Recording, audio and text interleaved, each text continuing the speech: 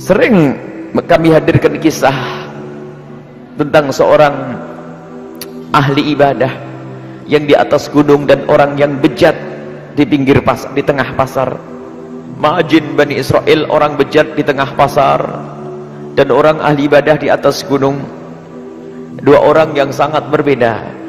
Suatu ketika yang di atas gunung itu Allah kehendaki untuk turun, yaitu karena bahan makanannya sudah habis, sehingga mau tidak mau dia harus turun ke pasar. Di atas gunung kegiatannya adalah hanya sholat, puasa, ibadah, dan ibadah. Turun ke tengah pasar untuk belanja, untuk mencari bekal. Sementara yang di tengah pasar itu preman yang semula adalah jauh di wilayah yang jauh dari kemuliaan. Preman, mabuk, berbuat segala bentuk kejahatan. Maka cerita ini adalah cerita istimewa untuk para preman. Wahai para preman, dengar nih. Wahai anak-anak yang katanya bejat hari ini, dengar ini kisah. Di saat itu Allah menghendaki sang preman, sang jahat, sang bejat ini untuk ketemu sang kiai. Digerakkan oleh Allah, diberi keinginan untuk ketemu sang kiai, mendengar petuah. Kalau bahasa kita, ngaji deh. Padahal nggak biasa-biasanya, tiba-tiba Allah gerakkan seperti itu. Maka mendekatlah, naik ke atas. Sang kiai turun dari atas gunung, sang preman naik dari bawah ke atas. Karena ini adalah gunung, adanya jalan setapak. Mau tidak mau, di saat mereka berpapasan harus ada yang ngalah. Kalau tidak ada yang ngalah, tidak akan bisa, pasti tabrakan. Sang preman yang katanya bejat dan jahat itu ternyata di saat melihat sang kiai di hadapan matanya dan di jalan setapaknya, terkaget. Ya, dikuasai oleh kekagumannya yang sudah tertanam di saat dia hendak pergi ke atas. Dikuasai oleh rasa hormat kepada orang yang disebut sebagai orang soleh. Ia kaget dia.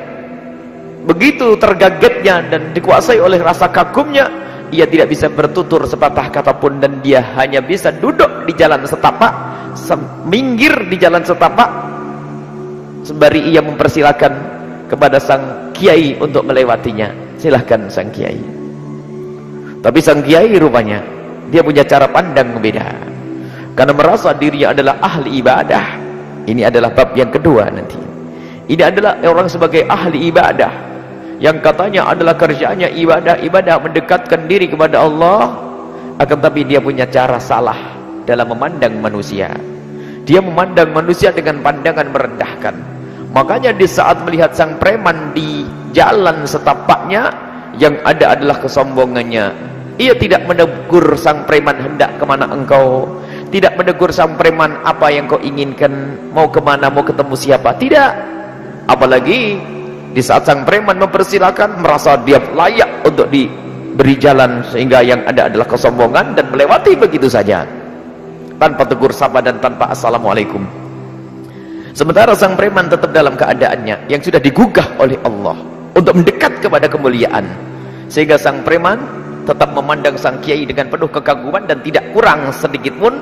Bahkan yang ada di dalam hatinya justru mencaci dirinya. Ia berkata dengan prasangka baiknya, orang alim ini benar-benar orang baik. Waktu saya mau ke atas saja kok diturunkan oleh Allah. Sepertinya dia tahu kalau saya mau ke atas. Jadi masih husnudzon itu, biarpun dia preman.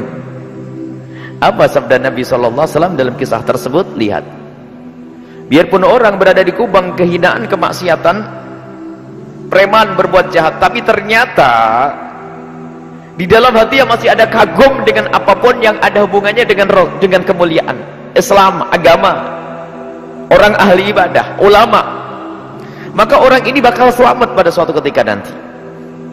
Kalau sudah, biarpun orang itu kayak apa, tapi kalau masih lihat, dengar suara adzan, masih, biarpun mungkin belum sholat, ya adzan, memasuki bulan Ramadan, ulama, ada hormat, pengajian, gak ganggu. Mungkin dia tidak ngaji, tapi tidak mau ganggu.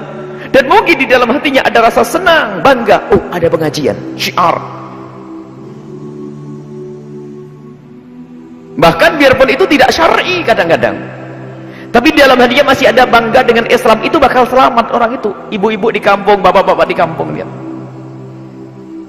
Pemain bola aja namanya Islam saja, biarpun tahu nggak tahu kalau itu Islam itu sudah ada itu. Jangan nonton bola, bukan ngajari nonton bola ini. Ini satu contoh. Jadi ada kekaguman dengan bentuk kemuliaan atau sesuatu yang ada hubungannya dengan kemuliaan, itu berarti telah dikeluarkan oleh Allah dari wilayah yang menjerumuskan tadi, mulai mendekat ke wilayah yang kedua. Jadi wilayah yang pertama ini Masya Allah ada orang yang benci. Kalau sudah orang benci, mengganggu, ada pengajian, apaan tuh? Susah itu, susah dibenahi. Ulama merendahkan. Wong yang tadi itu, yang satunya lagi ulama saja yang katanya ahli ibadah, ahli sholat, ahli puasa, yang berada di atas gunung, ternyata di saat turun tadi memandang orang preman, orang lain dengan pandangan merendahkan. Lihat, pandangan yang merendahkan menjadi sebab dicabut hidayahnya oleh Allah Subhanahu wa ta'ala. Sementara sang preman yang katanya jahat, ternyata di dalam hati masih ada kekaguman, hormat kepada sesuatu yang ada hubungannya dengan Islam, Allah akan beri hidayah.